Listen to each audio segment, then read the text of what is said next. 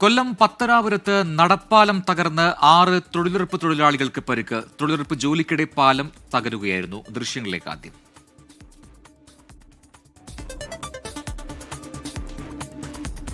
സുജിത് സുരേന്ദ്രൻ കൊട്ടാരക്കരയിൽ നിന്ന് ചേരുന്നു വിവരങ്ങളുമായി. സുജിത്ത്, എങ്ങനെയാണ് ഈ പാലം തകർന്നത്?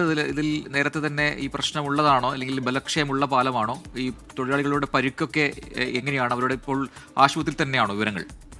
പ്രജിൻ, കിഴക്കേമുറി വാർഡിലെ, അതായത് പ്രവന്തൂർ ഗ്രാമപഞ്ചായത്തിലെ കിഴക്കേമുറി വാർഡിലെ തൊഴിലുറപ്പ് തൊഴിലാളികളാണ് അപകടത്തിൽപ്പെട്ടത്. 6 പേരാണ് ഉണ്ടായിരുന്നത്. ഇവരിൽ ഒരാളുടെ തലയ്ക്ക് ക്ഷതം സംഭവിച്ചിട്ടുണ്ട്.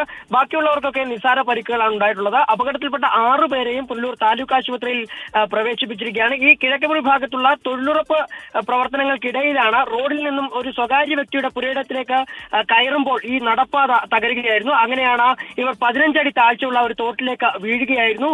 ഉടൻ തന്നെ സമീപത്തെ മറ്റു ജോലികളിൽ ഏർപ്പെട്ടിരുന്ന ആളുകളൊക്കെ തന്നെ ഓടിയെത്തുകയായിരുന്നു. ഇവരെ ഉടൻ തന്നെ ആശുപത്രിയിലേക്ക് എത്തിക്കുകയും ചെയ്തു.